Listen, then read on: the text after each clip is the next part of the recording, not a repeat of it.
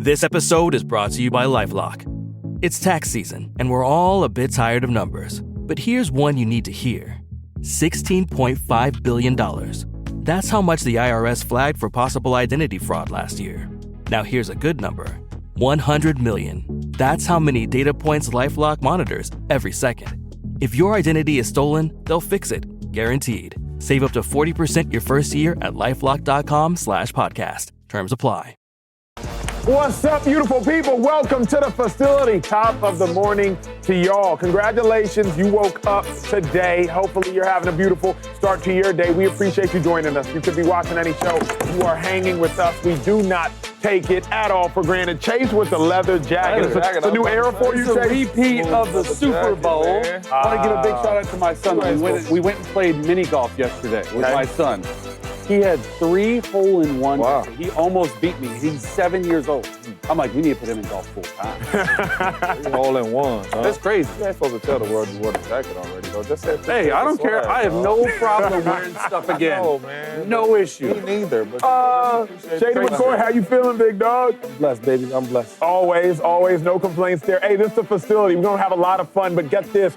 We're starting to run out of time, sports world, for what I'm about to tell you. We may not see and get to witness what I am about to mention for many years longer, so you better not take it for granted. Steph Curry and LeBron James match up tonight. Lucky. We've been able to watch the course of these two battle for the last decade plus. Remember, NBA Finals after NBA Finals after NBA Finals. But again, tonight, I won't say for the last time, but for maybe one of the final few times, both these teams will face off with their rosters at full throttle. The Warriors, they got Jimmy Butler. He's playing. Draymond Green, he's active. The Lakers, they got Luka Doncic. He's suiting up. LeBron James, he's healthy. Rui, he's healthy. Everybody and their mama are playing in the game tonight. I do not know how much longer we will get this matchup. It is one of the most iconic matchups of the generation. We will look back on the game tonight and games like tonight and say, wow, we got to witness that. Tonight, roughly 7 p.m. Pacific time, Lakers, Warriors, Steph, LeBron, Shady McCoy. When you think about those two individuals, who in the world needs this finals run, a championship run? Who needs it more? Is it LeBron James or is it Steph Curry? You know, you're talking about two greats here. And two of my favorites. Now, Steph is more of my favorite, but LeBron James, come on now. Yes, sir. I'm going to go LeBron, though. Okay. And this is the reason why. First, should I go with Steph first or LeBron? I'll go with Steph, and then I'll tell you why LeBron, he needs to get this finals run more. So when I look at Steph Curry, like his journey, it's been phenomenal. But his journey was like unexpected. Yep. You get what I'm saying? The brother went to Davidson. Yep. I don't know if you guys know where that's at, but North Carolina, is that correct? That's where he's from, isn't Yeah, it? so Charlotte, right? And I didn't know much about Steph Curry until the tournament. And I seen him beating on Wisconsin, seen him beating on Gonzaga. I'm like, who was this little dude running around shooting these threes? And then that's how kind of some of his fame came in college. Okay, and he gets drafted to the Warriors. And I still didn't really know much about him, right? At the time, they had, a couple good players there, but he wasn't still the main guy there. LeBron James, he's always been the main guy. He's always been one of the favorites. You talk about expectations on players. Coming from high school, he was supposed to be the greatest, or one of the greatest, and he's always been that. And then we have this debate about GOATs. Who is the GOAT? Who is the GOAT? Right? Some guys got Kareem, some guys got Kobe, Magic. A lot of guys got LeBron, but more people have Michael Jordan. Yes, sir. And if I told you LeBron James, right, so far has 4 championships, right? Got some MVPs, right? Got a lot of first team All NBAs, a million, superstars appearances. But we still have this question, like, is he really the GOAT? Yeah. Okay, cool. So Kareem's record for score time has been set for years. LeBron finally broke it, and he's still adding to it, and we still ask, is he the GOAT? Correct. Yeah. And the only way we can change that thing, man, is with accolades and championships. And I don't know if he'll catch 6, because 6 is a lot. He has 4 right now. Yeah. But if he gets 5 at 40 years old, at this type of time in his career, we gotta say, he's gotta be the GOAT. Gotta be in and the I think if he wins this championship this year, I'll think like, wow, LeBron James is the true GOAT. Because playing for 20-something years at a high level and then you get a championship? Yeah. Like, I expect LeBron to play well, but to win another chip, compared to Steph Curry, his journey's been so amazing so far, right? Stuff he's been through. Yeah. But LeBron James, we already expected that. So when you ask me who needs the finals appearance and a win, it's got to be LeBron James. I applaud Shady McCoy. I applaud Shady McCoy because you're different than most. Most people wouldn't suggest what Shady just said, which is why I disagree with Shady, but I applaud him simultaneously. Most people wouldn't say if LeBron wins this year, he's the GOAT. Yeah. I've heard far too many people opine that, man, regardless of whatever LeBron James does, Michael Jordan is the GOAT. James Jones amongst others. Regardless of what LeBron does, Jordan will always be the GOAT. Steph Curry, to me, needs a finals run more because Steph Curry can benefit from a finals run more. If Steph Curry gets to 5 chips, one, you could suggest, without simply being an irritant to the old heads, Steph Curry is the greatest point guard ever. Many would suggest right now Magic's the greatest point guard ever. Magic had 5 in 9 years. If Steph Curry can get to 5, you can suggest he's the greatest point guard ever, not because he just has 5, but also because of what he did for the game of basketball, moving back the 3-point line. But here's where it gets really good. If Steph Curry wins another chip this year, you could suggest he's the greatest force multiplier ever. Everybody has their best success playing with Steph Curry. Kevin Durant, he got chips and finals MVPs playing with Steph Curry. Steve Kerr, he's going to walk into the Hall of Fame as a coach playing with Steph Curry. You think about Draymond Green going to walk into the Hall of Fame. Klay Thompson, best success playing with Steph Curry. If Jimmy Butler gets the ever-elusive championship, it would be because he played with Steph Curry, but also Steph Curry then would have more championships than LeBron James on LeBron James's watch. Ooh, y'all do that math. If Steph Curry ends up with 5 while LeBron James has 4 and Steph Curry got multiple of those 5 playing against LeBron James, y'all do that math. Steph Curry would also have more championships without KD than he has with KD. Steph Curry, you could suggest or would at least have to entertain the conversation that maybe he was actually the greater player of the generation because he would have more championships, because he would have more without Kevin Durant than he would have with. I'm not saying he is, but if somebody were to try to argue Steph is better than LeBron, you would at least have to listen. You ain't got to agree, but you would at least have to listen because somebody would have an argument. Maybe you don't have to listen. I would listen. I would listen because if he's beat LeBron James head to head, and he has more than LeBron during the LeBron tenure, I'd be like, okay, I hear your argument. Don't agree with your argument. LeBron's still better, but okay, I hear your argument. Steph has a lot more in my mind to gain than LeBron. So real quick, before you go, so you think that if Steph wins a championship, they're going to argue that Steph is a better player than LeBron? 1,000%. 5 chips to 4 chips. And what's their finals record? Is Steph 3-1? LeBron's 4-6, Steph's 4-2 right now. I'll see how that plays out. Number one, LeBron needs it more. And it's really a lot of what both of you guys said. LeBron is in the GOAT conversation. Curry's in the greatest point guard conversation. Yeah. LeBron is in the greatest ever conversation, right? Not just position, the greatest ever conversation. And you mean to tell me if Steph Curry, this dude that looks like a lot of dudes that's at the 24-hour fitness and the LA fitness and all that right now, look like wins 5 chips on your watch, 1 unanimous MVP on your watch, and has more championships than you, how can you put LeBron in the GOAT conversation? How can you say LeBron James is better than Michael Jordan, knowing that Steph Curry got more rings on his watch than LeBron James?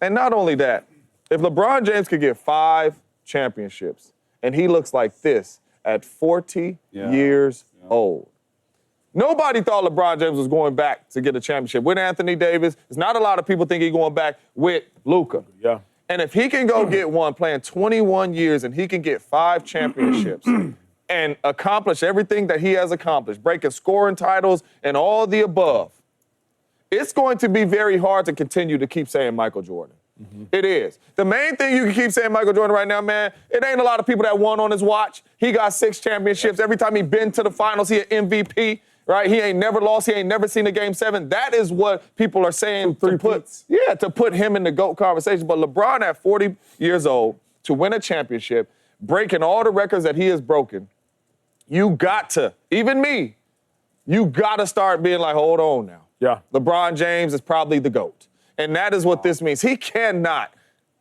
retire.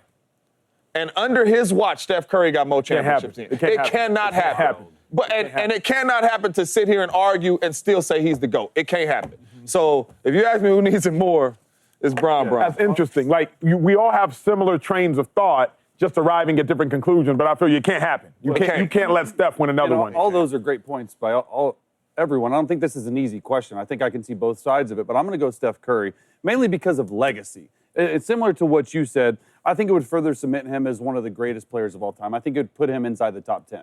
Not only the greatest point guard, but I do think if you win 5 championships, it'll put you in an elite category. We already agree you're probably one of the greatest point guards of all time. LeBron is already considered top 2, maybe top 3, mostly top 2, though. I don't know if another championship gets him for sure number 1. It's a conversation for sure. Steph right now is widely considered to be outside the top 10. And I think winning a 5th title would catapult him in that top 10 conversation and further cement his legacy. Look, this is where I came with it, right? Players with 5 titles all time. Tim Duncan, Kobe Bryant, Magic Johnson. Bona fide players, yeah. Those are very amazing players, right? Players with 6 titles, Jordan and Kareem. Bill Russell has 11. You're never going to hit that right now. You're talking superstar players. Yeah, superstar players. Robert Ory, like a lot of them, but I'm saying the superstar. The bona fide players. Yeah, I should have said that. Like superstar bona fide players.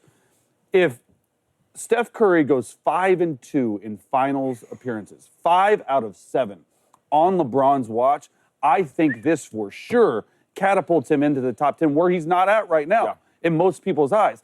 See, with LeBron, to me, he's already top 2.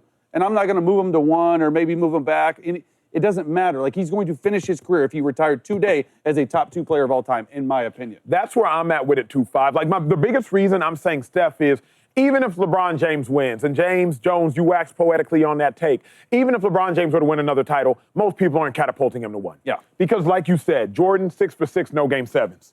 Even if LeBron James gets to 6, it would have taken LeBron James 11 or 12 tries to get to 6, whereas it took Jordan 6 tries to get to 6. What Chase said is where I'm at with a 2-5 is Steph has so much more to gain. Yeah. Steph gets to 5, he's top 10. Unanimously top 10. Yeah. Kick somebody out. Respectfully, if you got to kick Shaq out, you might have to kick Shaq out. If Hakeem is in your top 10, you got to kick Hakeem out, you might have to kick Hakeem out. Kick somebody that's like 8, 9, or 10. If you got to kick him out, kick him out. And Shaq is kind of humbly, I don't know if it's superficially or sarcastically, but he's kind of humbly already suggested that Steph is a GOAT. So if you got to kick Shaq out, you kick Shaq out. But even if LeBron wins another one, I don't know if people are moving him to number 1. I just think that it's a more reasonable conversation with LeBron though, arguing it, because people argue it now. Like, there's people that argue it. Most people would say Jordan, but a lot of people think LeBron is the GOAT. I mean, he's doing GOAT things. No doubt. Right? Like, there's never been a player this good for this long. Correct. It's never been done before. Consistency. And he's still getting better. It's like he's not drop. He's still. You get what I'm saying? Like, we talking about a 40-year-old about to be in a conversation of get another championship. Mm-hmm. I mean, and Steph's my favorite player. So, I love the conversation. I already think that Steph Curry is a top 10. I already think Steph Curry is a number 1 point guard of all time. That's what I truly believe. Yeah. In basketball, it's so hard. I always say this, man, like, football is a tougher sport, but I think basketball is harder.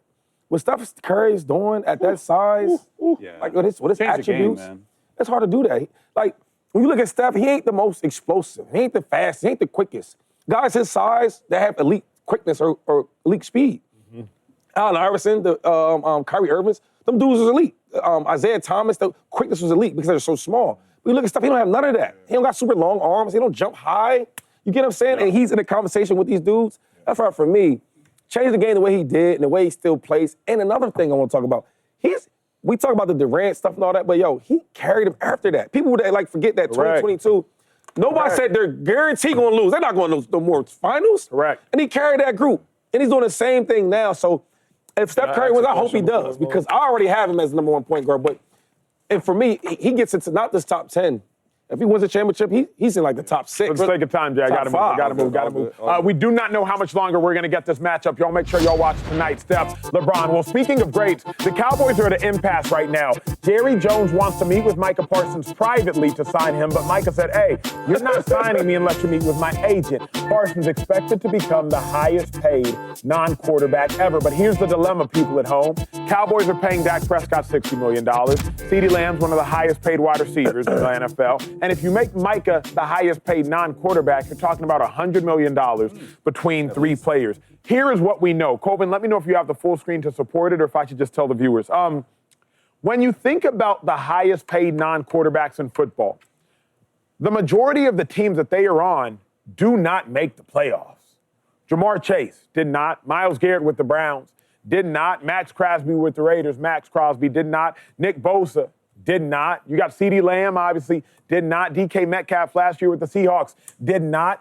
Understand, if you have one of the highest paid non-quarterbacks on your roster, incredible for that player. Shout out to them, shout out to their agent, shout out to their family. But I can't say shout out to their team, because guaranteeing a player a lot of money that doesn't play quarterback essentially guarantees you won't make the playoffs. Please digest this graphic, because there may be no more important graphic to your fan base, to you as a sports fan, than the one I just showed you. So, Shady, knowing that we're about to talk about Micah Parsons becoming the highest paid non-quarterback ever, and being a highest paid non-quarterback, having them almost guarantees your team doesn't even make the playoffs.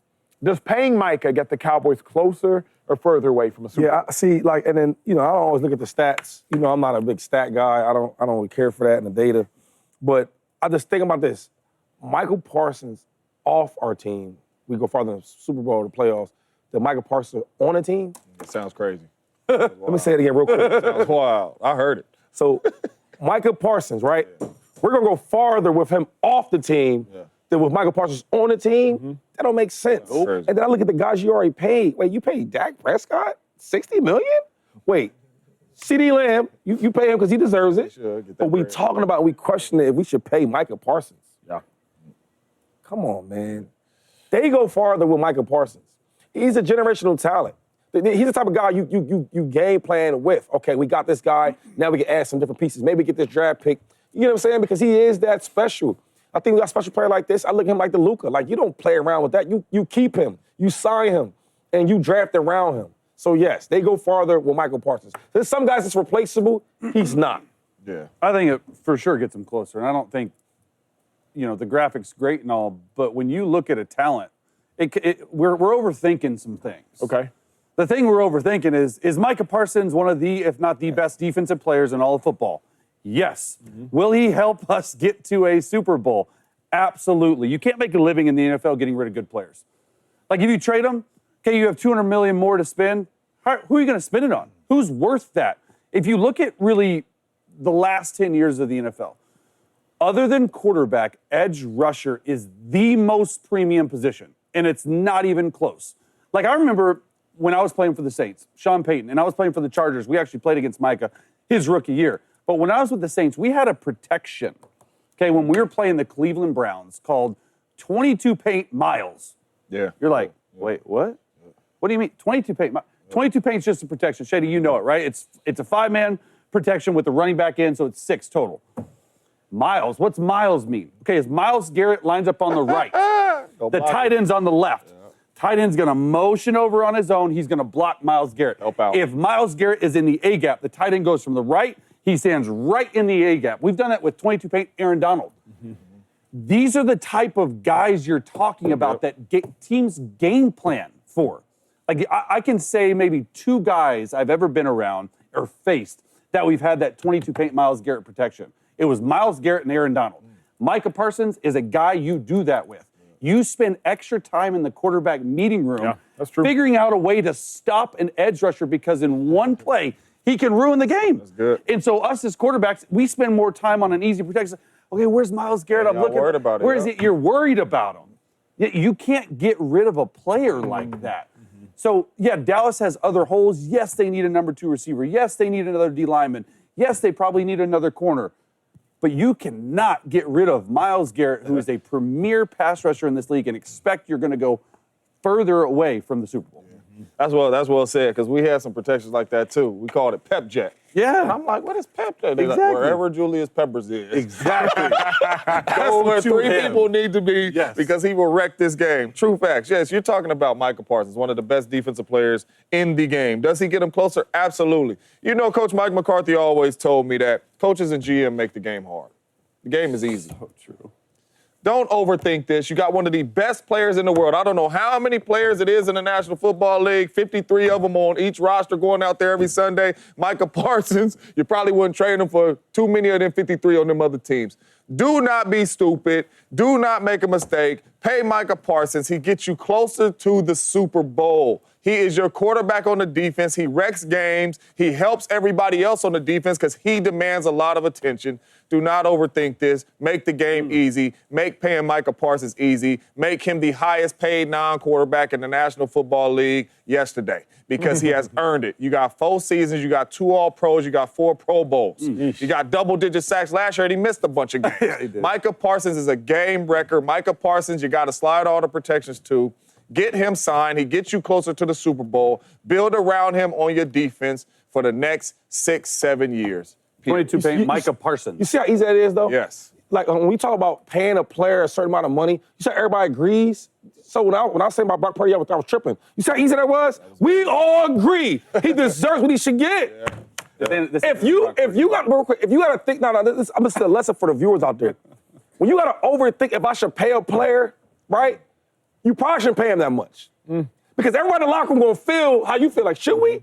Micah Parsons, you come in the Cowboy locker room, we already know he should be one of the highest paid dudes. Hey, and if you don't feel like that, you probably shouldn't pay a guy. Niners, I'm talking to y'all. You got to think like this. You probably shouldn't pay that guy that type of money. Hey, something we don't all agree on is coming up next because Shedeur Sanders in several mock drafts I've seen has fallen out of the top 5. Oh, I hate it. Remember, Titans, Browns, Giants, Patriots, Jags. Is it crazy if Shedeur falls out of the top 5? That's next. Shady hates They it. want to keep a black brother. Damn. Shady, Hey, Shedeur Sanders is expected by some people to go high in the NFL draft. But the problem is, latest mock drafts have him falling outside of the top 5. Remember, the Titans hold the number 1 overall pick. They said they see Shedeur as the number 1 overall pick. Not everybody looks at him so highly. Chase had his top 5 quarterback. Shedeur, you see him as number 2. Jackson Dart is 3. Kyle McCord at 4. And Jalen Milroe, sneaks in there as the top 5. But, Chase, I got a question because I see your top 5 quarterbacks. But the question for me That was yours? Yeah. Would it be crazy for Shedeur Sanders to fall out of the top 5 in the draft? I don't think so. Like, top 5, to me, you got to look at fit. And if the Tennessee Titans, which we all think are going to go Cam Ward, okay, it's just process of elimination.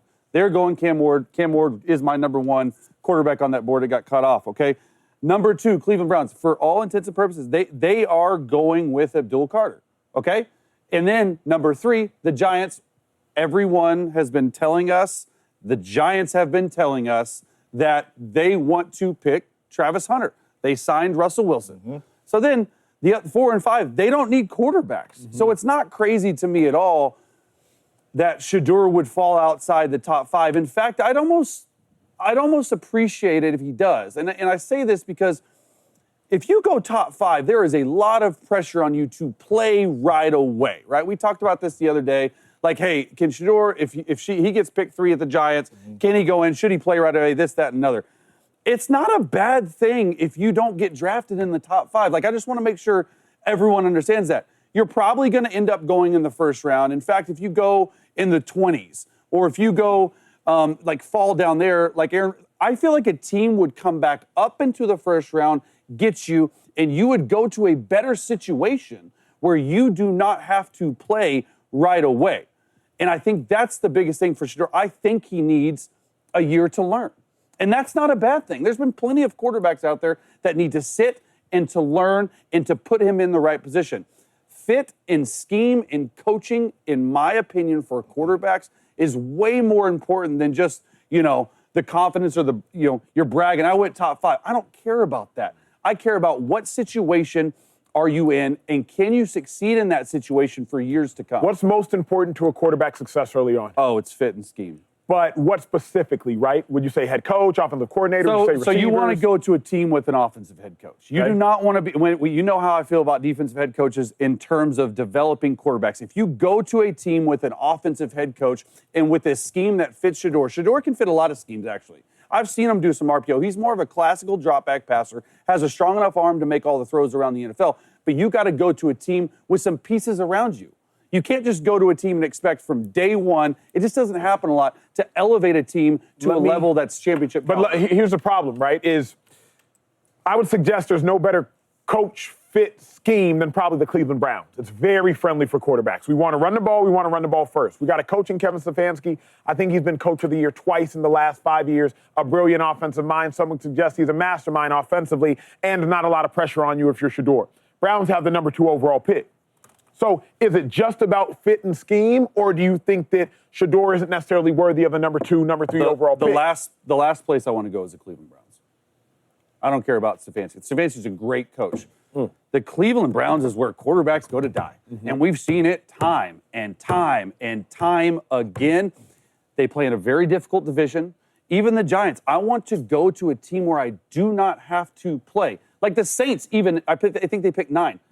I think the Saints make a ton of sense for Shedeur Sanders.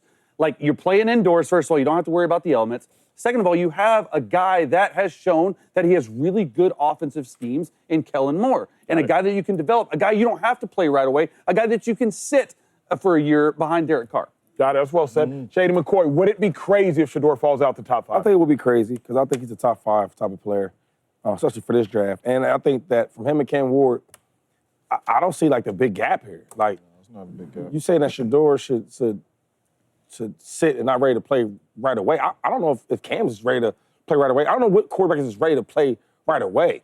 We just seen Caleb Williams be all-world his whole career, and we got to the NFL with the big boys, and I kept saying, I don't want to trust the kid yet because he's a rookie. And, you know, as a rookie, it's hard.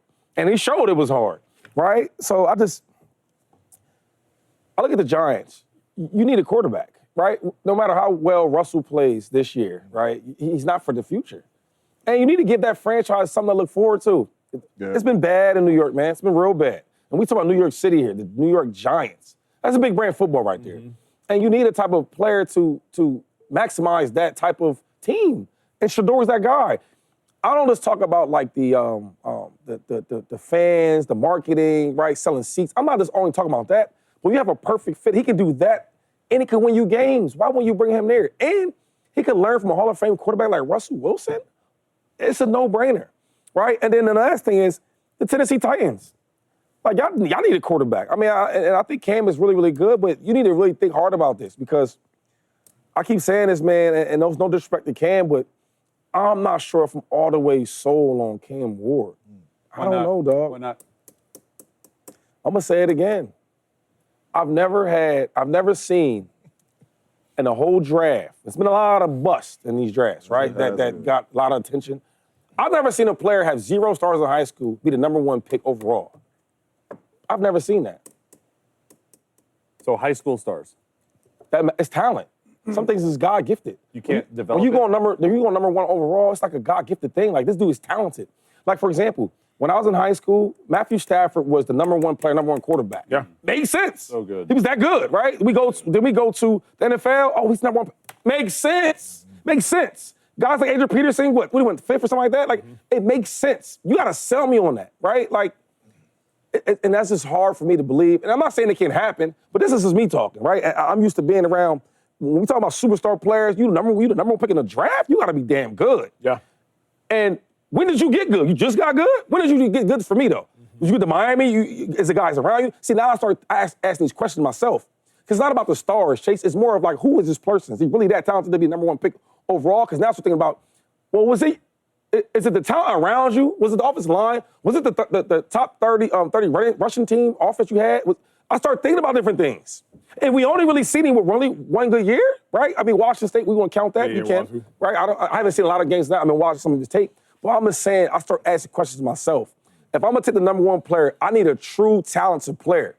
Can you imagine a world with Brock Purdy, good quarterback, being the number 1 pick overall? You can't even imagine that, right? All I'm saying is I just need to see it. Brock Purdy ain't as good as Cam. Brock Purdy's not even. I think That's not even. I don't think it would be crazy, but I think Shady is onto something. What I think Shady's onto is, if we're being honest, the quarterback's the most important position. But if you're just grading the talent of those 2 quarterbacks, I don't think Cam Ward nor Shedeur Sanders are top 5 talents as it pertains to the history of top 5 overall picks. When you think about talent coming out of college, of the Kyler Murrays, of the Cam Newtons, of the Joe Burrows, of the Jameis Winstons, like talent coming out of college, I don't know that either of them are top 5 overall picks. That's why it is not crazy to me. I understand Shady's concern. I would say it a little bit differently, but I get it. Cam Ward is not a freakazoid type of athlete. He's not a freakazoid type of talent. He is the best quarterback in this year's draft, I believe, and quarterback's the most important position. Thus, he'll go number one. But I don't think it's crazy that Shedeur will fall. I think Shedeur likely will fall because, James, I don't know that – I don't think that Shedeur is a top 5 talent coming out of college. I do believe he can have a top 5 NFL career, but I don't think he's going to have a top 5 talent coming out of college. Yeah, and I think that's what the world is trying to tell us. Or I wouldn't say the world, the GMs and the coaches is trying to tell us. Me and Shady think Shedeur is a really good quarterback, top 5 quarterback in the draft. But the GMs and the coaches are saying otherwise. The GM and coaches are saying, talent-wise, he's not a top 5 pick. That's just what they're saying. You hear it in every articles. You hear it by the way people break down his play. They don't believe he's a top 5 quarterback.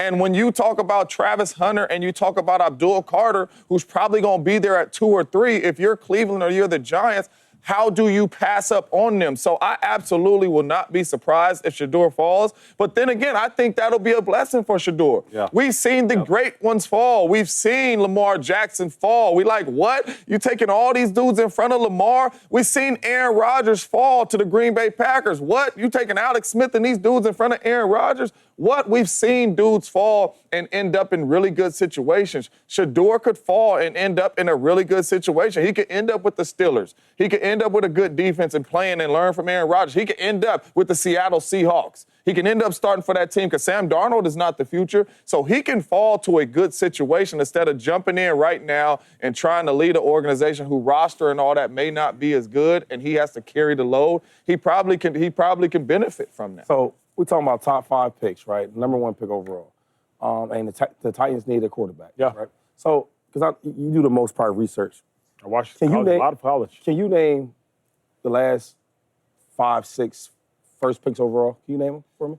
Caleb Williams, 1. Got right. Caleb Williams. I would go Joe Burrow would have been in the last 5. The Jags drafted a defensive line. Oh, no. I'm just talking about this players. Are you not number 1 overall? This number 1 picks overall. Just give me something, you know what I mean? Caleb, Bryce. Oh, yeah, Bryce. He went number 1. You know quarterbacks. I'm just saying the last 6 years, just give me the first overall. Okay, Bryce, Caleb, right? Baker. Joe. Burrow.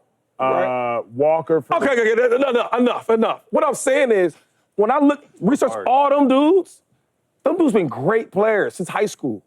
Yeah, but it's a lot of great players that But hold on. This is the thing I'm trying to tell you, though. So in a draft, right, it's 2,200 players that get drafted every year, correct? Yes, something like that. Whatever. 2,200 players, something like that. Less than that. Like okay.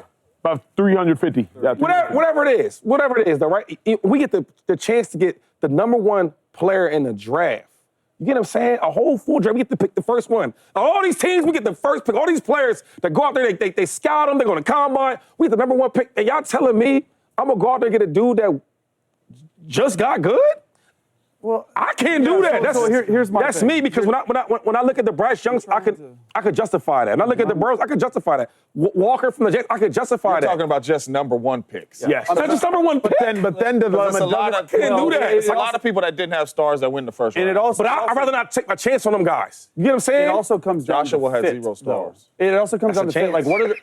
what do the Tennessee Titans need? Like, I'm really trying to understand this side of the table in terms of what is wrong with He's 40, like he's 10. I don't get it. You do act like you're 10. He's stupid. Shane knows Shane. I know one thing. If you had 0 stars, I would not draft James. Those are the first pick overall. I would not do it. This is a good question because I have a question for you guys. I'm trying to understand, why are you both so caught up on talent? Like what is? I'm just trying to get into your head. Acho's not a talent. But he just said that. You pretty much agree with, like, you need talent. Like, I got to have the most talented guy. I don't believe, truth be told, I don't believe that Shedeur nor Cam are number 1 NFL type of and that's my thing. I don't believe either of them. I just don't get the talented thing. I think if you go to the right scheme and right fit and you've shown the right growth and you have the right ceiling to what you can project, because that's what GMs and coaches are doing, it doesn't matter if you're not the most talented guy. If you're in a position of need, there's 1,000 guys that were uber talented that didn't work out in the NFL. Mm-hmm. Like Jamarcus Russell, for one. Jamarcus could throw the pigskin off the freaking football. One of the biggest busts of all time. RG3, other than his first 2 years, injury. Like, talk about talent, right? Sam Bradford, he played well. Sam Darnold. What's the point? I'm sorry, what's the point? My point is, What's the point? You're trying to say, Cam Ward has 0 stars. He doesn't have talent. He doesn't have this. It doesn't matter if you it's all about fit and scheme. So what I'm saying is, like, I'm not saying he doesn't have any talent. Yeah, I was about to say I'm just saying it's a question mark. 0 stars. It's a question mark for me. Like, okay, we talking about the number 1 pick overall. So all them guys you talked about, there's some bust. You're right. But for us to take the number 1 pick, you got to have some talent. Some dudes is God gifted with stuff that you had. Yeah, and my real quick before I go outro, I'm gonna say, like, I don't want to take a chance on a guy that don't have no talent. Tom Brady's the greatest of all time. I think he's the best player we've ever seen. But if I'm a GM today and he's back in the draft, I'm not gonna waste the number 1 pick on him because I don't see the talent. Now you gotta go prove yourself to me. I want a guy that got some talent, some skill. And for clarity, I think Shady's talking about freakazoids. If you're the number 1 overall pick, everybody in the NFL But that's got not talent. in the draft this year at quarterback. Not at all. And that's my suggestion. That's where I stand on the ledger. They still need a quarterback. I don't think Cam nor Shedeur are those number 1 overall types. Like, number 1 overall picks at quarterbacks, you have some freakazoids. Like, say what you will. I think we asked Josh Allen who has the strongest arm in football. He said Baker Mayfield. Yeah. So you might look at Baker and be like, Baker ain't got no talent. Josh Allen came on our show and said that Baker got the strongest arm in football. Cam Newton, a freakazoid. Joe Burrow had all of it in the world, went 15-0 on one of the greatest college teams in the history of football ever. Kyler Murray was a 4.4 running, got drafted out of high school to play MLB baseball. But, like, Kyler Murray had just crazy juice, all these things coming out of college. When I look at Shedeur, when I look at Cam, they just don't have that freak of Stafford, to Shady's point. And that could be, Cam does, though, in arm strength. And sorry for interrupting. Cam does, though. Not freak, Jay. Look, based on this draft, I don't want to compare them to others. But you have to. But you're saying that you think Cam and Shedeur are the same in that terms. Respectfully to Shedeur, he does not have the arm talent, not even close right now, that Cam Ward has. That's what the Tennessee Titans have fallen in love with. The fact to throw on multiple different platforms, you can also get out of the pocket, make throws on the run. You can run with all that stuff. That's the reason why Cam Ward is without a doubt going to go number 1 to the Tennessee Titans. And we keep saying it because we said if both these dudes came out in last year's draft, they might be the 6th, 7th quarterback taken. Exactly. So we said that. But that's not Cam Ward or Shedeur's fault. Sure. They are going off of this year's draft. In this year's draft, Cam Ward is the most talented quarterback, whether we like it or not. 0 stars, half a star, 1 star. He's the most talented quarterback when you turn on the Miami Hurricanes tape. He's the most talented quarterback. And everybody keeps saying it. But James, my thing is, there's a lot of times where guys are bust because these GMs, because y'all keep talking about these GMs like they're so good because they don't know what they're doing either. We see it all the time every year, bad GM play. Anyway, a lot of times when you don't have the talent that I'm talking about for the number 1 pick, you know what you do? You reach. I've been on teams, I'm not going to say the names, I've been on teams where they go out there, reach and get this quarterback. I'm thinking like, yo, this quarterback shouldn't be drafted as high, right? But they do it because they need a quarterback. No question. Instead of just waiting and go get a certain free agent that can help out, you know what I mean, do the same thing. But all I'm saying is for the number 1 pick overall, I'm not going to waste on a dude that's talent level. They need it, though. But But not only that, some of these dudes they reaching on that are bust are 5 stars. But here's the problem. But there's more. But here's my dilemma, though. Here's my dilemma is this. Where I am with Shady is, if you have stars that don't guarantee you gonna be successful, right? If you got nothing's 100%. Thank you. But if you don't, it definitely can decrease the chance of your success. My issue with reaching is, remember, the Steelers needed a quarterback in 2022. Bad quarterback class. They drafted Kenny Pickett. Kenny Pickett lasted 2 years. He was gone. So if you reach, I don't care if you reach at 1 or if you reach at 22 like the Steelers had to, reaching is never a good thing. But see, I think that's the difference in this right here, though. Like, we're talking about reaching and all that, like Cam Ward's not good. Yeah. Cam Ward and Shedeur both are, no. Cam Ward and Shedeur both are good. If you took Shedeur at 1, to me, that's not reaching. You took the best quarterback in the draft. But that's reaching, James. Just because you took the best quarterback doesn't necessarily... It's a position I need, though. So what are we talking? So here's the thing. And I've heard this from a lot of different GMs, and I would tend to agree with it. The quarterback position is the hardest position in sport to evaluate because there are so many different metrics that certain teams look at. The Tennessee Titans view what they want at quarterback completely different than what Andy Reid views at quarterback. And so the Tennessee Titans, they're in a position of need right now. It's a simple economics lesson, and it's been this way for the NFL forever. It's supply and demand. The demand for quarterback will always outweigh the supply, and it's not even close.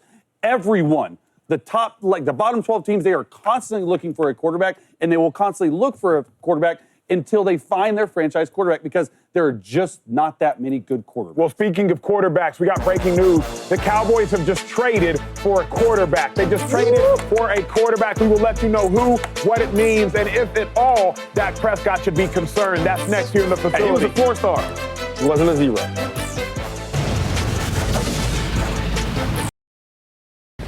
Hey, we got breaking news. The Cowboys have traded for quarterback Joe Milton. Joe Milton, remember, he was a 6th-round pick out of Tennessee, showed a lot of promise on the Patriots, both in the preseason and also showed promise last year. At times, the dilemma was, obviously, the Patriots, they drafted Drake May. Shady, you're very giddy. Why? They got one. They got one.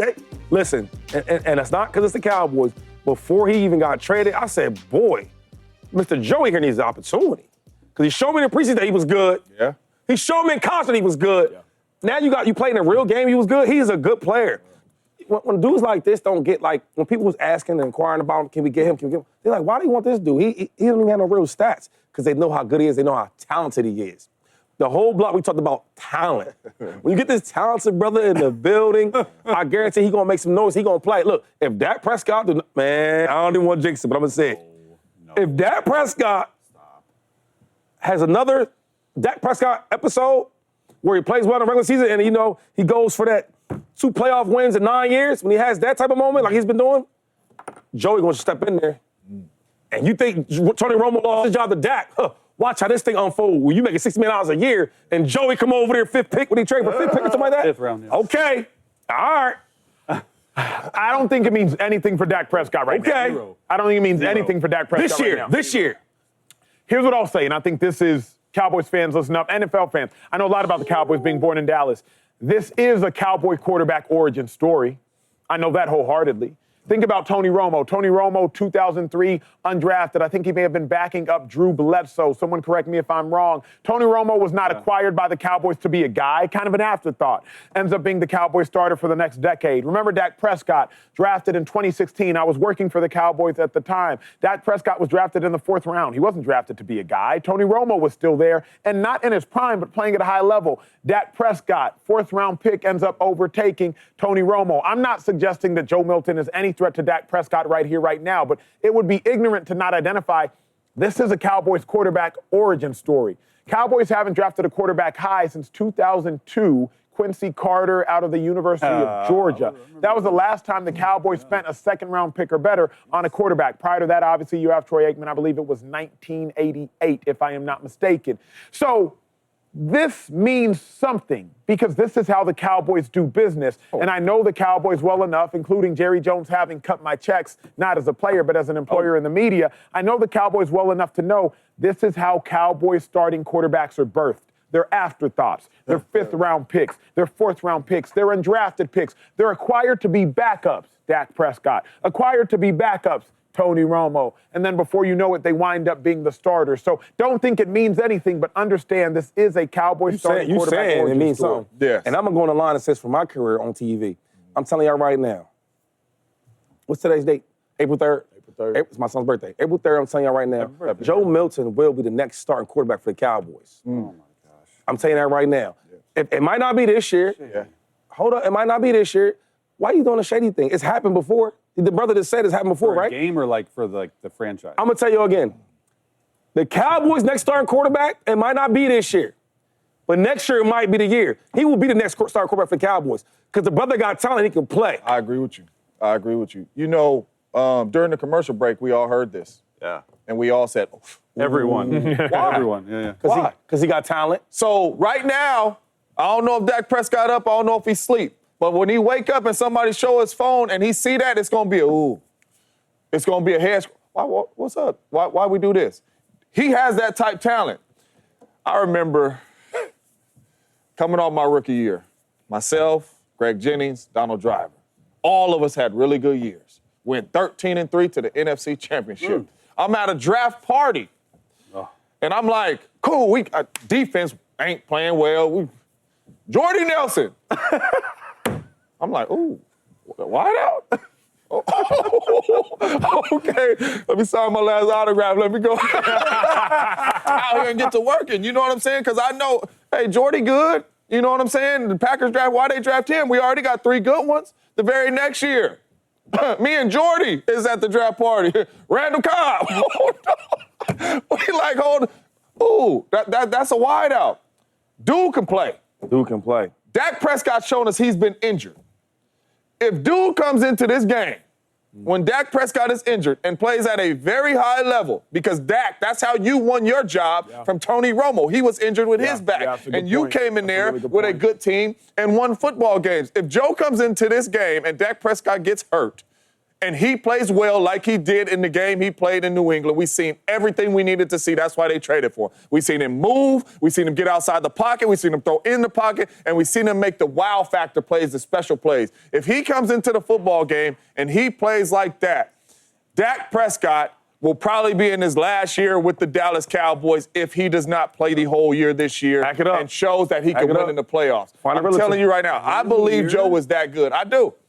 If Dak Prescott gets hurt and the young bull comes into the game and he plays, I think he's going to raise eyebrows to life. Should we be paying Dak Prescott $60 million, or should we try to trade him right now and get this young bull in the game and be able to spend money elsewhere? Yeah, I love the move. And I studied him a lot, actually, in college. And I think the biggest thing that jumped out on film in college was talented all over the field. You could make any throw raw, though. A raw talent, needed to get within an NFL offense, needed to harness some of those bad decisions, bad throws, get drafted by the Patriots. I think this fills a need for both the player and the team. Let me explain. It fills a need for Joe Milton because he wasn't going to do anything with the New England Patriots. They have their franchise guy in Drake May. They drafted him at the same. This gives Joe Milton a new start to go in and compete. This fills a need for the Dallas Cowboys at backup quarterback right away. He steps in day one, is the backup to Dak. And I think that he can learn some things from Dak, right? I do believe how to prepare like an NFL quarterback, how to take the next step as an NFL quarterback. Let's not forget, Dak has played some good ball. He understands, maybe not in the playoffs, but everywhere else, off the field, in the regular season, how to be a good starting quarterback in this league. What's it mean for Dak, Chase? That's the most important thing. It doesn't mean anything. To me, look, I like Joe Milton. I think that he has some ways to go. This is a better path to a potential starter than it was in New England. That's all I know. Like, for Joe Milton, he is better off in Dallas. I don't think it's like, hey, Dallas, if Dak doesn't do well this year and is healthy, they're not going to just move in year 2 to Joe Milton, right? It's a little bit of the unknown. Now, I do think his last game of the year versus the Bills, where he threw for 241 yards and a touchdown, I do think that caught a lot of people's attention around the Question league. for you then, because the Cowboys did trade a 5th-round pick to acquire Joe Milton. They also traded a 4th-round pick for Trey Lance. Exactly right. How did that go? Remember, the NFL draft is just 3 weeks away. Do you like the Cowboys' decision? Because you scouted the current quarterback class. You have Jalen Milroe in there, Quinn Ewers, Kyle McCord, all these quarterbacks. You could have just drafted a quarterback in the 5th round. Joe Milton would be my quarterback for this draft. So without a doubt, you're not in all those 3. Shedeur, Jackson Dart, and Cam Ward, they're all going in the 1st round. So you pretty much drafted your backup quarterback by trading a 5th-round pick. Got it. I like it. I'll just be honest, man. Listen, if Dak Prescott has a postseason like he's always had, going to that next year, right? Dak, find a realtor. Because Joe Milton got talent, he can play. And I'll say this, y'all laugh and all that. I've seen other quarterbacks get paid a lot of money and they move on from it. Right? We've seen it happen. Okay. We've seen it happen. Hey, that's breaking news for the Dallas Cowboys. Hey, when we return, we did an Indy car ride up to 170 miles an hour. You do not want to miss Music video. that. Some people are still recovering. Yeah. Look at me, I look like Mike Larry in Miami. Hat on. I'm laughing around, dog. Hey, Brock Purdy is waiting on a long-term contract extension, and the 49ers, they also have a lot of players who they've lost this offseason because, well, Jed York, he pretty much explained it. Take a listen. I don't know that as we looked at the board that there was somebody that we felt made that type of an impact more so than making the decision to try to go pay Brock. And again, like it's a decision that we made, I can't tell you exactly when, but midway through the season of we want to make sure that Brock is here for a long time. And again, like you can't pay somebody quarterback money and have all of the other talent around the way we have. Now you have to start filling that piece with the draft. Shady, is Brock Purdy worth all the sacrifices the Niners had to make? Hold up, that's the owner now. You know, for all the viewers, that's the owner right there. Billionaire. You see how he talking? Because he don't want to pay the money. No, that's not that. That's not that. Josh Allen's over there, he gonna pay the money. He know how this conversation. Because he knows what we all know. The sacrifice is not worth it. I'm being honest. I think Brock Purdy is a good quarterback. But a good quarterback comes with a number. It's a market. And hey, brother, you are good, but are you worth paying all that money? He just said it. We want to keep Brock Purdy for a long time. But, when somebody said that, but you know something next. But we can't pay him and keep all the players around him. And the other day he said this. He said, Brock Purdy is a top 10 quarterback. When you combine the head coach, Kyle Shanahan, when you combine the talented roster behind him. Now, real quick, because sometimes I get beside myself sometimes, right? Chase tells me all the time. But when it comes to all the other elite quarterbacks, they don't mention like the role players, the linemen, the coach. They don't mention none of that. Yeah. I think Patrick Mahomes is a great player. I don't know if he's the same without Andy Reid. They don't mention that. Yeah. Do they? No. Harbaugh's been a good coach for a long time. When they talk about Lamar, they don't mention that. Yeah. And then they darn sure don't mention about the team. Yeah. So all I'm saying is Brock Purdy's a good quarterback, but man, it's not my words, ladies and gentlemen. It's the owner's words, and the owner writes all the checks. This is a very cute way by Jed York to get some leverage back in the contract negotiation. I mean, Shady, you do not take owners' words at face value. Look at what Jerry Jones said yesterday. This is easy. These contract negotiations are getting a little bit more played out in the media probably than the team or Brock Purdy want. Brock Purdy's probably acting crazy, asking for $60 million. Jed York's like, hold up. You know, yesterday, no, it's you and he's trying to do this, so he's trying to decrease the value of the contract. So put that away. I definitely agree he's worth the sacrifices because the sacrifices were old and overpaid. And I went through this when they started cutting these guys. And look at all these things on the screen, all these guys, okay? Look, Debo was 29. I don't think he's worth $20 million. Javon Hargrave, 32. Charvarius Ward needed a fresh start. He's 29. Leonard Floyd, 32, wasn't playing like he was. They're two guys that they lost. Banks, the offensive guard, he got $77 million. The 49ers weren't going to overpay for that. Okay, Moore really never fully developed, the other offensive tackle.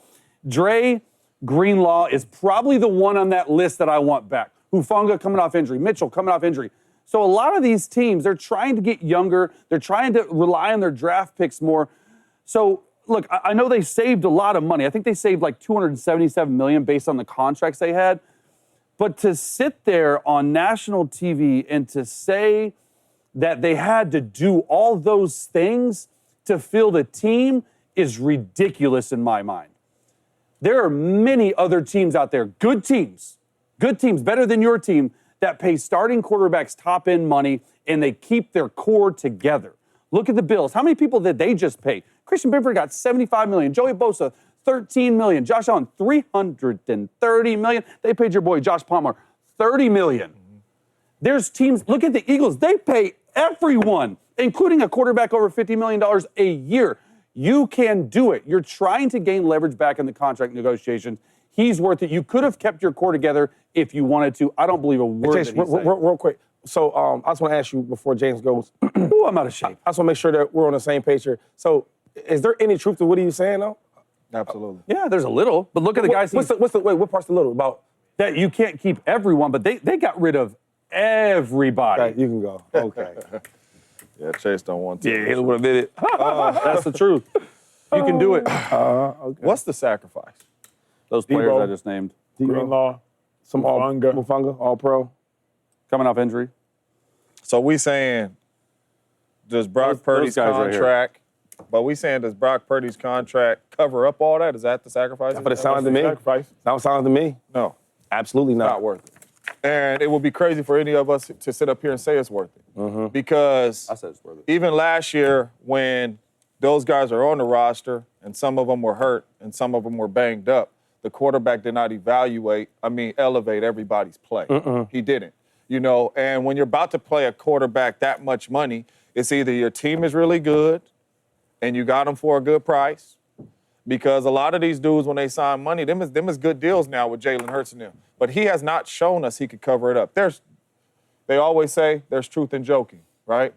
There's a lot of truth in what this owner's saying. He won't joke Now, if Jerry Jones got up here and said, I don't know if Micah's worth the sacrifice, we all be up here saying, man, Jerry must have had a little son. Jerry, he ain't in his right mind. It must be Friday night. He tripping. But with Brock Purdy, we all sit up here saying he telling the truth, because that's what he has shown us. He's shown us when he has all pro after all pro after all pro after all pro after all pro, they go to the NFC Championship and they go to the Super Bowl. He showed us when those all pros after all pros after all pros get hurt and are not there, they don't make the playoffs and they 6-10. But beyond that, he didn't play well. So forget your team not even having all that success and all that, because sometimes quarterbacks cannot play well and your team can win. And it gets overshadowed of you not playing well. He wasn't playing well and his team was losing. He had the ball in his hands in 3-4 games and lost the game for the team, didn't make the plays. He didn't play well. So as a head coach, as an owner and all that, you think the owner's just saying this without talking to the GM and the head coach? You know what I'm saying? You already know Kyle Shanahan and John Lynch is in there like, listen, man, we love the kid. We drafted the kid in the 7th round. He proved us all right. He turned into a heck of a football player. But I don't know if this number is worth the sacrifice. I just don't know it, because you still got to build a really good team around the young fella. You do. And my thing is, the reason he's worth the sacrifice is look at the guys they let go. Other than Dre Greenlaw and maybe a healthy Hufanga, who do you want on that team that left? Man, we talking bad about these dudes. A lot of them dudes is the reason why they had a lot of success. I think we are disrespecting a 29-year-old Debo. $77 million? Somebody thought he was good. They've been trying to trade Debo for 2 years. I guarantee you They've been trying to trade Debo for 2 years. But I'm saying, even if they traded Debo 2 years ago, we would be sitting here saying they tripping. He was a big part of their offense and what Kyle Shanahan did. All right, so let me ask this, because let me flip the script. So you'd rather have a Debo Samuel, who's 29 years old, Dre Greenlaw, Hufanga, Charvarius Ward, and a rookie quarterback? I'd rather have all them guys and Aaron Rodgers for pennies. That's what I'd rather have. And if you're telling me to sacrifice, I'd rather have all them dudes you listing right now and Aaron Rodgers. And that would be my sacrifice. And then start your franchise quarterback look all over again? I will have that for 2 years. You know what? I think you got your franchise guy. Lock him up. Respectfully, we're talking about the sacrifice. I think if you keep the talent around that team, you could build another Brock Purdy. I think Kyle Shanahan was thinking that. The way they built Brock Purdy. And another thing is this, the way that Chase is talking, if you put all them guys in the locker room together and you talking about paying Brock Purdy $55, $58, $60 million a year, they're going to be talking the same way you talking. Like, we going to pay this dude that much money? Do you know why? Because they look at the value of the player. I don't think that Brock Purdy is a bad quarterback. I think he's a good quarterback. Nobody thinks he's a bad But the value of him is like, yo, Other than Dre Greenlaw, the value of a quarterback is much more than all those other players. What I'm saying is, when you look at the team, it's like, yo, you kind of been built. You kind of been built to the situation. They tore the whole team down because they needed a reset. But if it's anybody if it's anybody that don't care about the value of a quarterback, it's the Niners. That's the Niners. We know that for certain. Jimmy. We keep on that. We don't bring Jimmy G up because we all know he's not that good. That's why we don't bring Jimmy G up. But Jimmy G been to the same places that Brock Purdy has been because of the All-Pros on the roster. So then for them to completely change their strategy since Kyle Shanahan has been there, it must be for a dude quarterback. And that could be true, but is it worth the sacrifice? No. All that could be true, but is it worth the sacrifice? Do you think the team has benefited more with Brock Purdy, or Brock Purdy has benefited more from the team? For sure. Brock Purdy. Brock Purdy has benefited from the team? Yeah. So for sure. If we in the contract negotiations, that ain't leverage. But because you know, you're the biggest Brock Purdy fan, or not fan, but supporter I know. So my thing is, if you could say that, you tell me in the meeting room with the owner, that's the only thing he's saying. But he's like, why should I pay you this top line money when you benefit from having all these great players? But I do believe, and when the great players left, you were 6-11, man. Yeah. I do believe these sacrifices we're talking about, though, other than Dre Greenlaw, for me, is not worth it. What, he went 7th round there? Something like that? Yeah. It does not matter. He almost was eighth round, James. Why are you so All I'm saying is this, though. He almost made it to the 8th round. You could get another Brock Purdy. You can build him the same way. I don't think Niners have shown But you know what I The think? Niners have shown that. I think where they are, Chase, because I don't even know, even if the Niners commit to Brock Purdy, which they will, I think Shanahan is forever looking for a quarterback that's better. Absolutely. I love Brock Purdy, obviously, before Chase, you and I ever worked together. Obviously, I know now that you're a big fan of Brock Purdy. I think Kyle Shanahan is still going to be looking for his next Josh Allen like he was with Jimmy Garoppolo. So even if you commit to Brock Purdy, I don't think the Niners are going to be sitting there like he's our guy for the next 10 years because that's how you should feel about Brock. What is he, 25, 26, already been to a Super Bowl? You should feel about Brock Purdy that he's your next 10 to 12-year Q. I don't think he feels like that. And the crazy thing is like nobody's saying he's not the franchise quarterback. We're just saying the sacrifices. He's a good quarterback with a lot of pieces around him, and Kyle Shanahan knows that. I'm not saying he shouldn't get paid by any means. Yeah. All I'm saying is the sacrifices is if you have no players on the team, where's your team going with your quarterback? Yeah. And my whole thing is they did not have to sacrifice all these guys to pay Brock Purdy $53 million. Look at all the countless examples of building a team with high-paid quarterbacks. We will see how this works You think out. $49 million? He's going to get 54. 40, 48, 40. What you 54 think? is my guess. 50? 49. 49. Hey, when we return, it's time to go around the facility, my favorite part of this show. Kevin Durant, where will he end up this offseason? Hey, how much pressure is on Trevor Lawrence? Good hit. That's next, he's doing. Beautiful people, it is time to go around the facility, my favorite part of the show. 3 different topics, 3 different locations, 3 different conversations. The first one up being Trevor Lawrence. He has a new head coach, Liam Cohen, and he has said that he wants to take Trevor Lawrence to the next level. Remember, Trevor Lawrence got $55 million. Now he's got a new head coach, but this is Trevor Lawrence's 3rd head coach, I believe, in just his 4th year as an NFL starter. Not good. He started with Urban Meyer, moves on to Doug Peterson for 2 years, and now Liam Cohen. That's incredibly hard to do. You know best. How much pressure is on Trevor Lawrence? There's a lot. There's a lot of pressure, not only because he's making $55 million a year, but he's on his 3rd head coach. And this head coach, Liam Cohen, has had success with Baker Mayfield. Look what he did, not only last year in Tampa, but also the year before that with the St. Louis Rams. I love the offense that he runs. This offense is a Sean McVay offense, a lot of under center, a lot of play action. This is what I think Trevor Lawrence does well. So if you can get Baker Mayfield, who I think is less talented than a Trevor Lawrence coming out, because remember, we used to talk about Trevor Lawrence coming out like he was the greatest thing since sliced bread. I believe that Liam Cohen can get him to play at a high level. He still has to do it, though. That's my the issue. problem. That's he my hasn't issue. shown that. He's shown it in spurts, right? It's not for a full season. The dilemma for me is Doug Peterson, we know for certain, is a better coach than Liam Cohen. Yeah. For certain. Yeah. He won a Super Bowl, but even beyond that, Carson Wentz out of North Dakota State, maybe South Dakota State, out of one of those states, NDSU out of North Dakota State, he got him to be 13-3. Yeah. Nick Foles, he got him to be a Super Bowl MVP. Yeah. So if Doug could do that with Wentz and Foles, but he couldn't get Trev to higher heights, is it a Trev issue? Well, look, I don't know. And this is a good season for him. This is sort of a make or break season. Like, hey, if he doesn't play well, we're going to sit there and be thinking, are you a franchise quarterback? If he does play well, let's be honest, though. It's a lot easier to win in Philadelphia than it is in Jacksonville. Jacksonville has had a hard time coming up. That's why they've had so many head coaches. I do think you put talent around him. You put him in the right position to succeed. He can't be successful in Liam Cohen's offense. He needs to be. He has to be. He has to be. That's the best way to put it. Hey, talking Kevin Durant now. KD and the Suns. Well, KD's been hurt. Remember, messed up his ankle a couple games back. Suns fell out of the play in picture. Reports are saying KD could be traded this offseason. We're hearing the T-Wolves, the Knicks, Rockets, Spurs, and even the Heat expected to be in the mix. Shady, where you want to see KD end up? Why the sad face? Why you ain't bring me on for Trevor Lawrence? I want an honest answer. Let's keep it to Kevin Durant. I like the Knicks, right? You think of Madison Square Garden. That's big-time basketball. That's one of the meccas of this game. I think we need to see KD back in prime-time basketball, and that's a place like New York. I need to have some help. You know, I give them the Eastern Conference is not as hard as the West, right? I think you go over there and you play with one of the best point guards in basketball, Jalen Brunson, who gets a bucket whenever you need one. And then Karl Anthony Towns. The way he's, helped out the Knicks right now, playing for them, man, playing big ball. down there in the post and, outside in the wing, spreading that, they're making the court a little wider for guys to drive and dish and et cetera. And they have a lot of defense. You look at Mikal Bridges, I guess they're one of the better, wing defenders. So I love what they got going on, man. I think if he can go to New York, get that Kevin Durant basketball in prime time, because he's still a great player. What's he still playing for at this point, though? Because if he wanted to win, do you think he regrets not going to the Warriors this year? Remember, he said he didn't want to get traded there.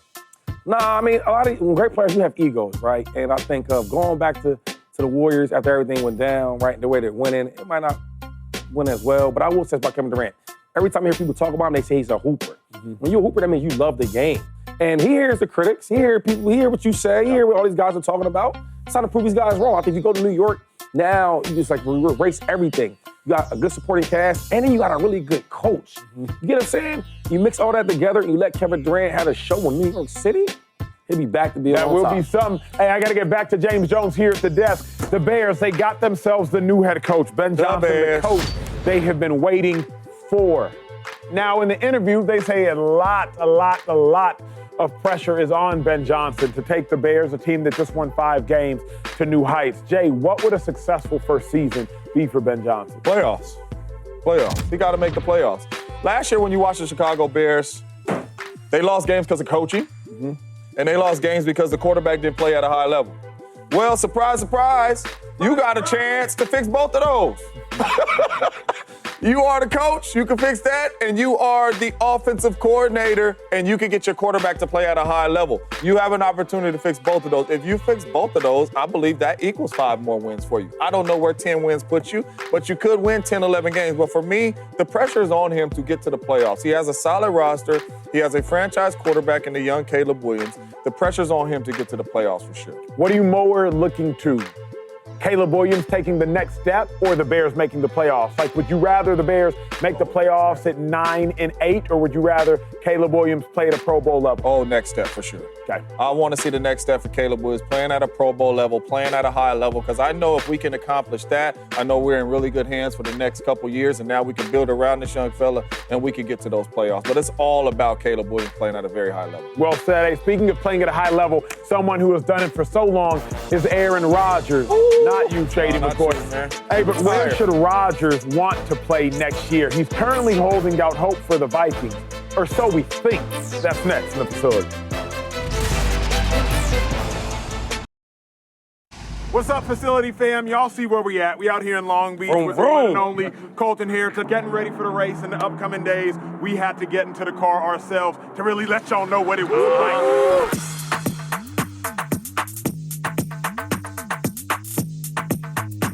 There's gonna be 2 type of people today.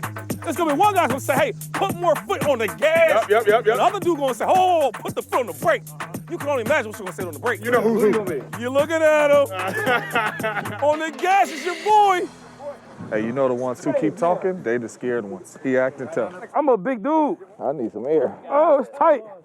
When we put this helmet back on, I'm going within 30 seconds. What are we waiting on? I feel like claustrophobic right now. Let's do this, man. How long's the drive? 17 minutes. Oh, wait, hold on. Time on. Take me out. Yeah, that's a no-go for too far. No, I'm you. It'll be 3 minutes at most. All right, it's tight. Driver, you ready, big dog?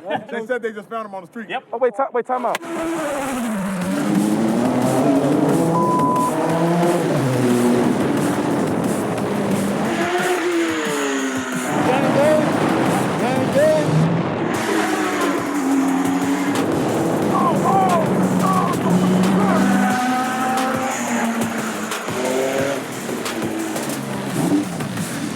That might be the coolest thing I've ever done in my entire life. It's just a walk in the park. It was easy. I told y'all that. Y'all ain't gonna lie, though. I thought my stop and go was crazy. His stop and go was crazy. Yeah, that's not for me, man. Hey, I will say he a legit driver, though. Yo, that was crazy. That was wild. Somebody here was doing a lot of talking before they got into the whip. Somebody. But come on. I jumped in that thing, man. You jump back out. And you jump back out. You did. Hey, I ain't gonna lie. It was an excellent experience. Make sure you tune in to Fox to watch it. We gotta watch that. But I will never get in that car again. Why? Why, for real? Why not? Never do that again. I'm shot for more laps. I'm free this weekend. You know what I'm saying? Okay. Yeah, I'm free this weekend. Hey, I'm telling you, you guys were talking a big game. Yeah, I will say it was really claustrophobic. That's why I was like, you said, I want to get my helmet on right away and go, and within 30 seconds. Dude, it was the coolest thing I've ever done, though. Like, when you get into that car, first of all, someone told me we were going to go like 100 miles an hour. We ended up going 170 miles an hour on a freaking IndyCar road course. You know how many people in their lives wish they could do that? And we got this opportunity. It was one of the coolest things I've ever done, man. Man, it was easy. You got out of the car, though. Man, once it was over, I got out the car. Hey, you know the best part? Mark. Hey, the best part of the video, though, Shady was like, hold on really quick. My man slammed his visor down and said, like, get on, bro. We're not letting you out of here again. So you're telling me that I seem worried? Who was the most scared, Acho? It wasn't even close. Shady? Yes. Shady. Whoa. James was the most regretful. Yeah, you were the Shady was the most scared. I would agree with that. Wait. Bro, you said, that's what you said. You were. I was more scared of this guy. Yes, by far. Yeah. By far wasn't close. You got out of the car. You got out and the then car, got back. Shady. I couldn't breathe. And I went before you, and when I pulled back up, you asked me 1,000 questions. Did you see when we all was driving, the facial expressions when we were saying? Oh, I was cool. like 2'5". I was bobbing. I was cool and calm. Once it was going, Shady was And once he chilling. was going, he was good, but he was scared. I'd go again for sure. I'll go again tomorrow. Hey, moving on from Indy to the with y'all. NFL. Aaron Rodgers, he could sign with the Steelers. We heard they have offers out. Could sign with the Vikings. They're still in the picture. Former Packers quarterback now might be the next Steelers quarterback. And a former Steelers quarterback, Ben Roethlisberger, says, I think Aaron is secretly holding out for Minnesota. James Jones, is it smart for Aaron Rodgers to hold out for the Vikings? No, it's not smart, and Aaron's not holding out for the Vikings. How you know this? Aaron Rodgers is my dog, and I know Aaron Rodgers personally. Like, you got his number? Yeah, I got it. But not only that, though, Aaron Rodgers don't do stuff like this. Aaron Rodgers is not going to work out with people in the offseason that he ain't really going to play with. He just doesn't do stuff like. And I know everybody thinks he screams for attention and all, but Aaron don't do this. If Aaron's throwing with DK Metcalf, he is strongly considering playing for the Pittsburgh Steelers. And I don't think the Vikings have anything to do with this. I think it's money and years. I think Aaron Rodgers wants to play more than 1 year. Whoa. I think he wants to play 2 years. I think he wants the deal to be 2 years, blah, blah, blah, whatever the bread is. I think that is what's holding this thing up. You're training with DK Metcalf. It lets me know you want to play football. You're not training with DK Metcalf knowing that you want to throw to Justin Jefferson. I promise you that. That's just not the type of guy Aaron Rodgers is. Now, if something changes last hour, changes last hour. But right now, as we speak, he should not. And if he's going to play football, I promise you guys it is going to be for the Pittsburgh Steelers. Really? Just Been how always 2 years. Always hate. I think that's what's holding it up. I think it's the years-wise and money-wise what's holding it up. Big Ben, he hope he don't go there. I don't That's the think the truth Minnesota is. Vikings is in the conversation. Would the Steelers be anti-giving Aaron Rodgers 2 years? Like, would the Steelers be concerned about that? I would be. I wouldn't mind I that. would be. They're going to draft somebody. But yeah, they would draft somebody, but you don't want to lock in a 2 year. Like I like Aaron, and like this is a 1 year rental. For me, you're trying to find your franchise quarterback, and I think that's how probably the problem. teams feel, and I think that's how the Vikings feel. I think that's how the Steelers feel. That's how I feel. But I don't think it's smart for Aaron to wait for the Vikings. At some point, you have to make a decision, and you run the risk of waiting too long for the Vikings that the Steelers might surpass you and go somewhere else. And then what are you going to do?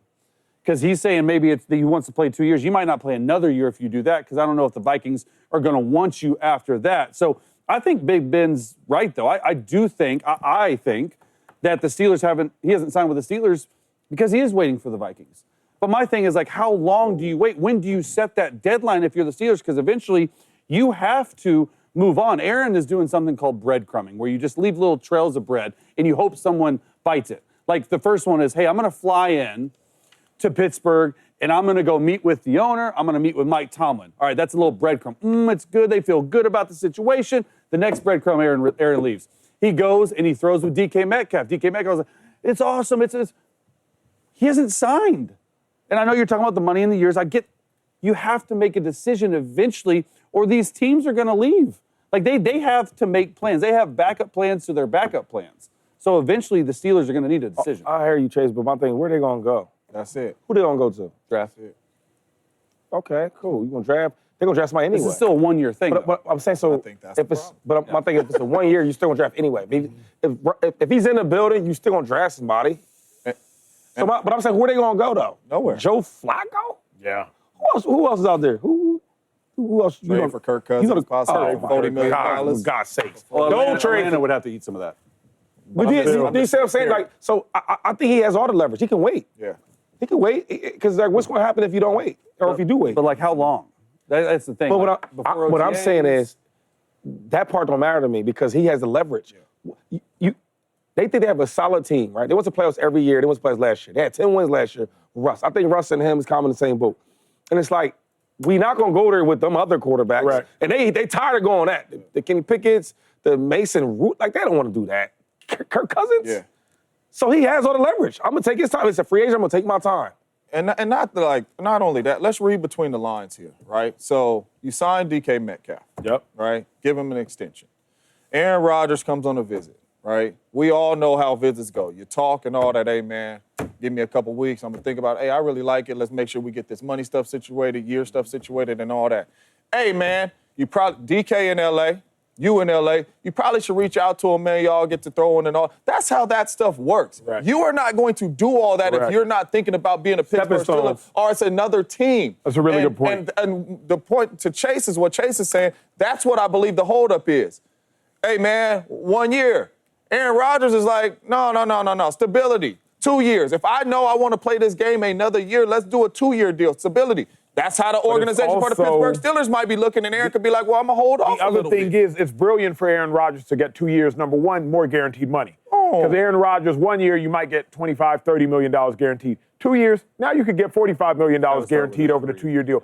Furthermore, now Aaron Rodgers, it's on your time. Yeah. If you want to retire after next year, cool. But if you sign a 1-year deal, now you might be forced to retire. You sign a 2-year deal, now if you want to keep playing, you can keep playing. And not only that, now you're forced to travel again. You know what I'm saying? And Aaron ain't got no kids or none of that. But I was blessed to play for the Packers and Raiders. Like, that's where my family lived. They lived in Cali and they lived in Wisconsin. You know what I mean? Like, every year I didn't have to worry about. These last 3 years, Aaron gonna have to move from Green Bay, move from New York, now move from Pittsburgh. Yeah. And if you still want to play, no. So you want to have some type of stability. I think that's what's holding us up. I think the Minnesota Vikings is out of the question. That's actually real smart by Aaron Rodgers. I guess when you're talented, you can do these things. No doubt about it. Well, speaking of talented people, 5 stars. So speaking of 5 stars as well. Hey, Travis Hunter, superstar player, upcoming draft. But the Giants have been talking about him as the number 3 overall pick. They have Russell Wilson, so they got a quarterback, but they still could draft Shedeur. Is Hunter a no-brainer for the Giants in the Big Apple at number 3? Come on now, think about it.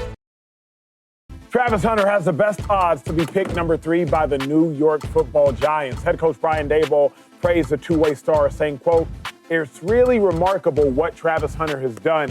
Hey, James Jones, do you think Travis Hunter is a no-brainer for the Giants at number 3? Turn the card in, man. Turn the card in, man. Here.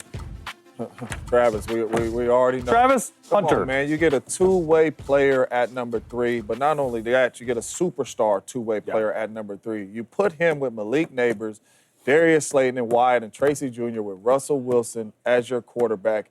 You have action to go out there and compete. Last time I checked, Brian Daboll and those boys is fighting for their jobs. Travis Hunter is the main one that can step in right now on your football team and help your football team win. You know what else you got? You got a really good defensive line.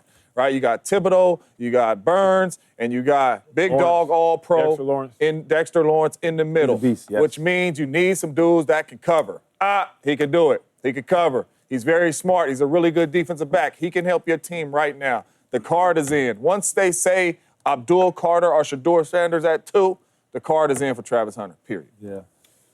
Yes. And I hate when teams start overthinking things. Brian Daboll said there's a lot of tape to watch. Yeah, because he plays 2 ways. Yep. So there's a lot to evaluate. And I think the biggest question here is not should the Giants take him, it's what position they should play him at. I think they should play him at both.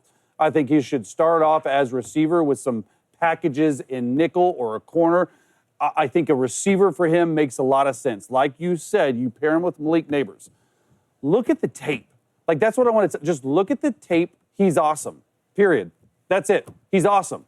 He is a guy that can come in from day one. He can play for a decade at receiver or corner. Mm-hmm. Like, this is a guy who can be a stalwart on your team for years to come. Now, just there's no need to overthink it. What he does offensively, like, the run after the catch, like, is awesome for me because he can throw him bubbles. He can throw him smoke screens. He can throw him go balls. 50-50. As a receiver, he does all those things. Get him involved in the return game. Put him in some packages on defense. It makes a lot of sense to have this versatile of a player available potentially at number 3. Take him. Yeah, there you go. Perfect fit. It's the perfect fit. You Giants need a number 1 cornerback, they get one in Travis Hunter. Giants need a number 2 wide receiver, you get one in Hunter. It's the perfect fit. But Shady talks about all the time, like, the Giants also need a star. Shedeur Sanders is the biggest star in the draft. After Shedeur, Travis Hunter is the most polarizing character in the draft. After that, probably a long fall off, and then Ashton Genty. Like, you get the polarization at the player in Travis Hunter. You need somebody to sell tickets. You need somebody to sell jerseys. You got that. Then you have a perfect fit. There literally could be no more primed draft position, no team that has more needs, and no player that fits those needs than Travis Hunter. He's like finding the missing puzzle piece. It's a no-brainer. I mean, you talk about being the top wide receiver in this draft class and the top cornerback, you have that.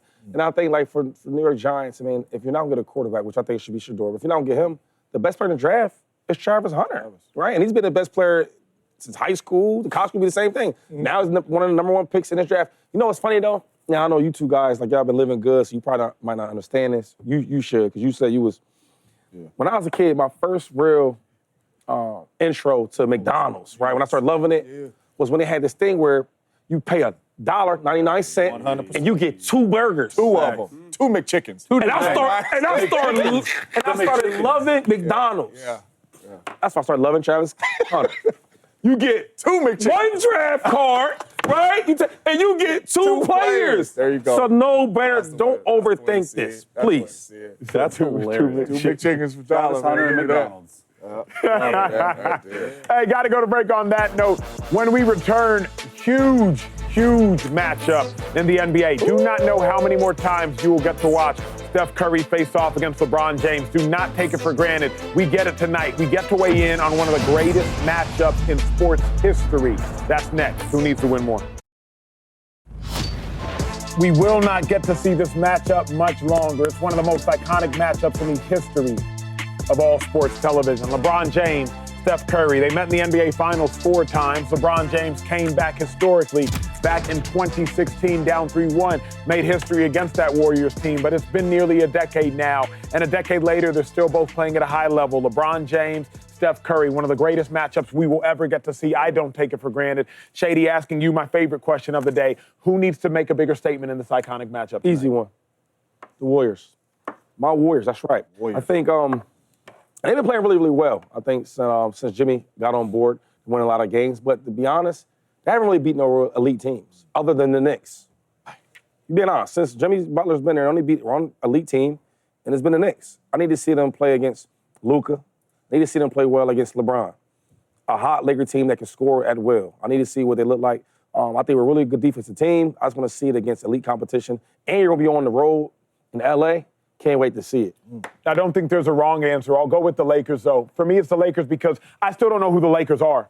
I don't think J.J. Redick knows exactly who the Lakers are. I mean, one day Luka Doncic is going for nearly 40 points. The next day he's going for 23 points. One day Austin Rivers is playing 38 minutes. The next Austin Reeves is playing 38 minutes. The next day Austin Reeves is dropping like 12 points. I don't know who the Lakers are yet. The Lakers don't know who they are rotationally speaking. I want to see the Lakers continue to put it together and build momentum as we head into the playoffs. The Warriors know their identity. They know, for better or worse, you know exactly who they are. You know exactly the rotation. You know exactly how much time Jimmy Butler, Pod, Moody, Kuminga, now that he's back, you know exactly how much time all of them are going to play. The Lakers are still figuring it out. I need to see the Lakers put it all together tonight. And that's why I said Lakers. The Warriors, since Jimmy Buckets has gotten over there and since Luka has gotten to the Lakers, the Warriors have been the most consistent team on the basketball court of knowing who they are. And they've been the most consistent team in the last 15 years. When you come to the Warriors system, you know, hey, this is how we run it. Jimmy Buckets, find your way, fit in. The Lakers really don't know who they are right now. The Lakers will play really good defense one game and hold you under 100, and in the next game give up 150. I don't really know who the Lakers are, and not only that, you're at the crib, and you should want to make a statement. This can be a first-round matchup, y'all. Ooh. The Lakers need to set a statement because the first 2 games would be in LA if it happened right now. They need to make a statement that, hey, man, we are different with Luka, and y'all in trouble if y'all are seeing us in the first round. Do not give these Warriors confidence knowing that they could come into this building at any time and beat you because the Warriors are a consistent basketball team. You could argue both teams who need to make a bigger statement, but who needs a win more for me? I think it's the Warriors. Just purely off seeding alone. The Lakers are currently the 3 seed. Right now they have a home playoff series, okay? But if you go to the Warriors, they're the 5th seed. They're 2 games behind the Lakers and the Nuggets. Only 7 games left to play. The Warriors, like Shady said, they got to prove to me they can beat a really good team. They're going to have their hands full tonight. But with Jimmy Butler, with Steve Kerr calling the shots, with freaking Steph Curry dropping 50 and 12 three-pointers, I like their odds of this, and I think it'll go a long way in proving that they belong, not only in the middle round of the title contenders, man. That's well said. This is going to be good. I don't take this matchup for granted. Every now and then in sports, you get to see the matchups head-to-head over the course of a decade longer. You see it in boxing back with Ali and Frazier and Foreman, amongst others. You see it in track and field when you had Usain Bolt, you had Justin Gatlin. We're seeing it in basketball right here, right now. Steph Curry and LeBron James. Do not take tonight's matchup for granted. Hey, when we return, it's time for a Blitz meeting. Shohei Ohtani has kept the Dodgers as clean as can be. Who's the biggest must-see athlete in all of sports? It got me thinking. And Lamar Jackson, Josh Allen, who needs a Super Bowl more? Let's get to it after this. Hey, right now, the Dodgers, they're sitting at 8-0. Shohei Ohtani, a walk-off homer. Bang. That boy nice. I mean, he's must-see TV. He is must-see TV, but it got us thinking, in all of sports, who's the biggest must-see athlete right now? I'm going with Steph Curry. I like that one a lot. Everybody can really relate to him. I don't care what culture, what race. We gonna love Steph Curry. I don't care what sport you love, it's Steph Curry. I like that one a lot. I'm actually going with an interesting one because I experienced it at the Paris Olympics. Right now today, I'm going Noah Lyles. Watching him run that 100-meter in Paris in a foreign country, that was my favorite sports moment probably in the last 5 years. Noah Lyles. I am going Steph Curry as well. Because Steph Curry puts on the show pregame, the good one, middle of the game, end of the game, halftime of the game. Steph Curry is putting on a show. You pay to go see that young boy. Commercials and all that. I'm going Shohei Ohtani because he not only can hit walk-off home runs like that, the dude can throw. Two-way player for sure in this game. You said the Dodgers are 8-0. Yep. Right? They look really good. You know what other team is undefeated right now? With them Padres. The Padres are 7-0 in that division. Let's go. Here was my thing with Shohei. Here's why I couldn't go Shohei. The problem is, you hit one homer, it's but then, you could go up, you could strike out. Yeah, that's just not interesting. Whereas, Steph, I went first Steph because at least Steph touching the ball, you know what I'm saying? Something gonna happen. But and then Noah gotta run. But tomorrow, Shohei can get on the mound and throw 7 scoreless innings. Be pitching that. You know what I mean? Do y'all see Steph before the game? He be in the tunnel throwing hook. You know what I'm saying?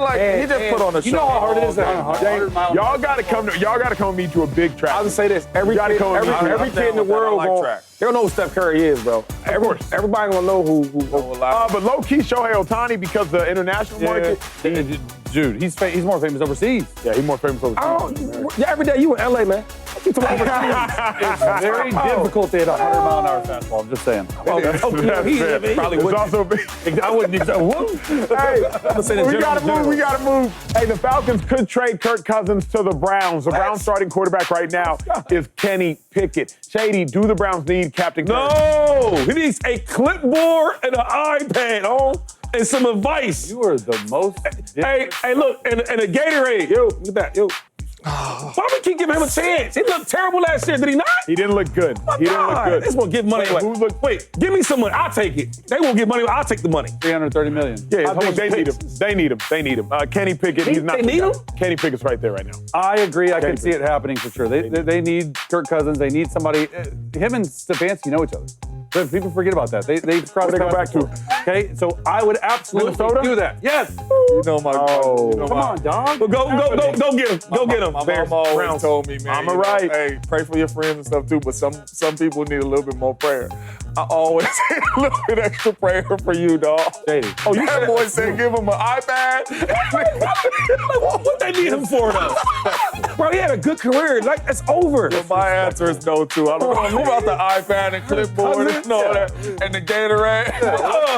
Hey, no, and some advice. Give me some advice. Goodbye. Moving on.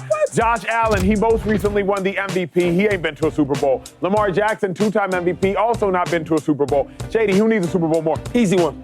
Lamar Action Jackson. Easy. Lamar. Two-time MVP. Sweep Come it. on. Bring out the That's broom. crazy how we say that. Bring out the broom. Two-time MVP. It's just like that easy, huh? It's easy. Down Broom, 21? please. Thank you. Okay, tonight, I can't wait for it. It's the Lakers. It is the Warriors. Again, do not take this matchup for granted, Bang! people. Bucket. And about 5 years from now, we will wish we could rewatch LeBron versus Steph. We don't have to hypothesize who plays better. We get to see it. Shady, who wins tonight? They still want Kirk Cousins. I don't know why they want that. Oh, I'm sorry.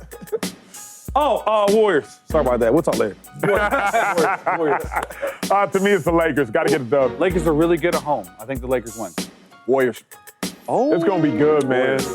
Who scores the most points? Who has Let's go, Steph. Game high tonight. Steph. Steph. Luka. He gonna shoot the ball a lot. Let's go, Luka. He gonna shoot the ball a It's lot gonna be a tonight. game. Don't take it for granted. We don't take y'all watching for granted.